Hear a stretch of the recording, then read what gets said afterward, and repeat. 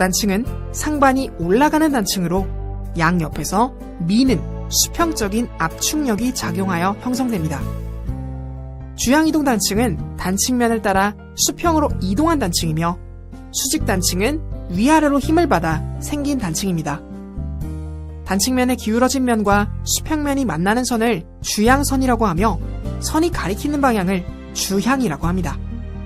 경사는 단층면이 수평면에 대해 기울어진 각도를 나타내며 수평면 아래쪽 각도를 측정합니다.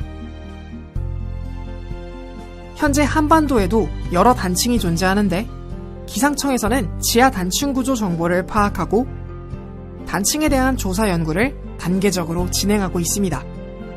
단층을 살펴보면서 가장 흥미로웠던 점은 한반도 내의 여러 단층 구조 정보를 파악하고 이에 따라 한반도에서 발생하는 지진의 성격을 분석할 수 있다는 사실이었어요. 기상청과 함께한 저는 과학쿠키였습니다. 쉽고 재미있게 배우는 1분 지진과학교실 3편 지진파란? 지진파는 지진에 의해 발생하는 파동으로 이를 분석해 지진의 위치와 크기 등을 알아낼 수 있습니다. 지진파는 진원에서 시작해 지각 내부를 통해 전달되는 실체파와 지각의 표면을 따라 전달되는 표면파로 나눌 수 있습니다. 실체파는 P파와 S파로 나눌 수 있는데요.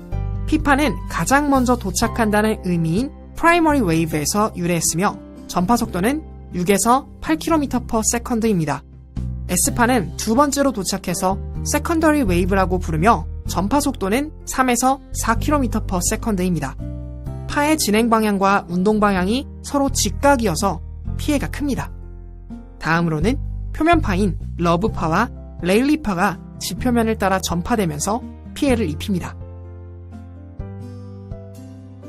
지진 발생 시 P파와 S파의 속도 차이를 이용하여 한 관측소에서 진원까지의 거리를 알 수 있고 각 관측소를 중심으로 진앙 거리를 반지름으로 하는 원을 그려보면 교차하는 지점이 진앙이 됩니다.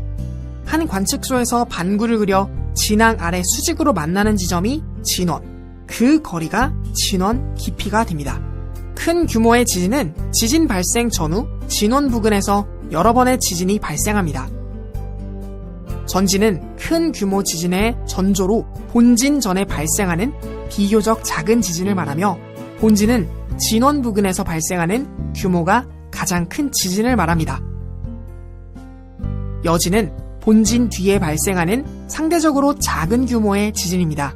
본진 발생 후 단층 주변에 남아있던 판성에너지가 방출하면서 일어나며 본진의 규모에 따라 여진의 규모와 발생 기간은 비례합니다. 9.12 경주 지진 때 규모 5.1의 전진이 먼저 발생한 후 규모 5.8의 본진이 그리고 다음 날까지 규모 1에서 3의 여진이 계속 발생했습니다. 지진파로 알고 있는 P파와 S파를 실체파 그리고 러브파와 레일리파를 표면파로 분류한다는 사실 잊지 마세요.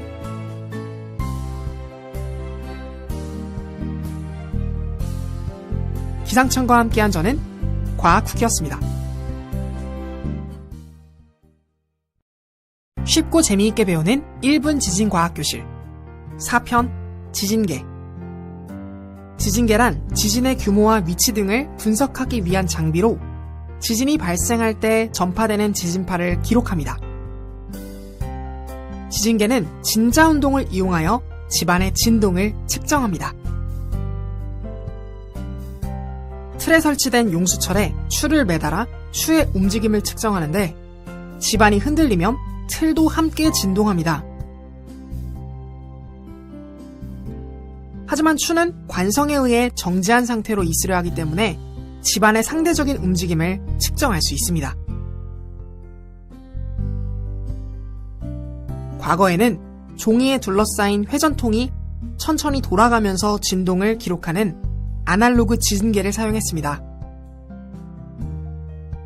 그러나 아날로그 정보는 저장과 전달하는 과정에서 손실되거나 변형될 가능성이 크고 가공이 어려운 단점이 있습니다. 따라서 오늘날에는 이러한 단점을 보완할 수 있는 디지털 방식의 지진계로 발전했습니다. 디지털 지진계는 용수철의 끝에 추 대신 자석을 매달고 자석 주변에 코일을 감아 자석이 진동하면 전류가 발생하는 전자기 방식을 이용합니다. 집안 진동을 전류로 변화한 것으로 하여 진동이 커질수록 전류의 세기도 증가합니다. 디지털 지진계는 지진 관측 자료를 디지털 자료로 저장, 변환, 분석하는 데 용이하다는 장점이 있습니다. 디지털 지진계는 속도계와 가속도계로 구분되며 그 외에도 다양한 지진계가 존재합니다. 속도계는 관측할 수 있는 거리와 주파수 범위에 따라 초광대역, 광대역, 단주기 속도계로 나뉘며 지진 발생 위치와 규모, 발생 깊이를 계산하는 데 활용합니다. 가속도계는 집안이나 건축물의 진동을 관측하기 위한 것으로 진동의 크기를 수치화하여 주로 진도 산출에 활용합니다. 또한 지표면 안반에 설치하는 지표형 지진계와 사람들의 활동 등으로 주변의 잡음을 줄이기 위해 땅속 기반함에 설치하는 시추형 지진계로 나눌 수 있습니다. 이외에도 다양한 지진계가 존재하는데 특수한 목적을 위한 저가형 지진계도 있으며 특히 우리가 사용하는 휴대폰에도 가속도 센서가 내장되어 있습니다. 현재 국가 지진 관측망은 기상청 264개 지진 관측소와 유관기관 60여 개소의 지진 관측 자료를 활용하고 있습니다.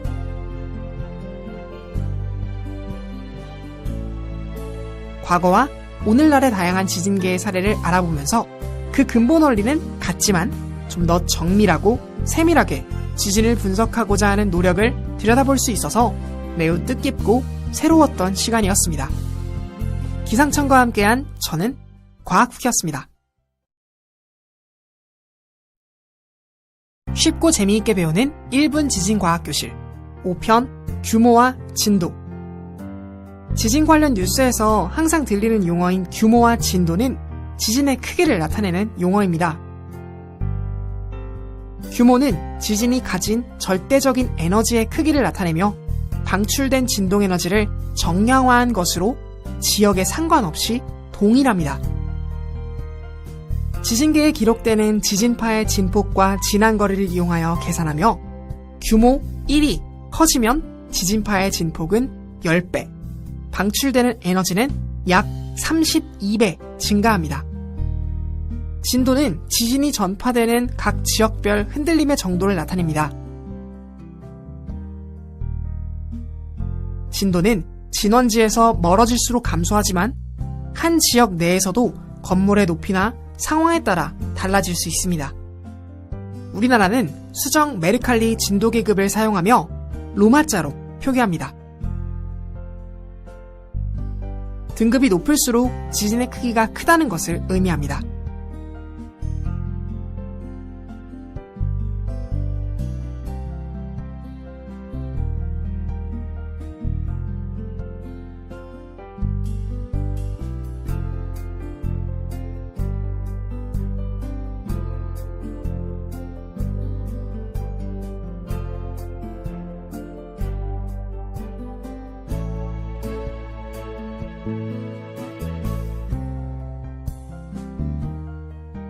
기상청은 지역에 따라 맞춤형 진도 정보를 제공하는 진도 서비스를 시행하고 있습니다. 지진이 발생하면 예상 진도와 계기 진도 정보를 발표하는데 진도 등급을 색상으로 나타내어 지역별 진동 영향 정도를 확인할 수 있습니다. 예상 진도는 이론적인 계산식을 이용해 추정된 진도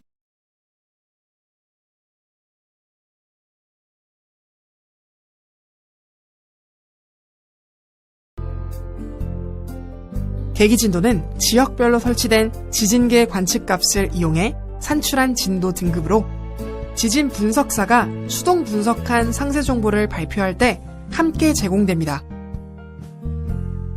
진도 정보는 17개 광역 시도별로 제공하고 있으며 기상청 모바일 웹, 날씨누리 홈페이지, SNS 등 다양한 매체에서 확인할 수 있습니다.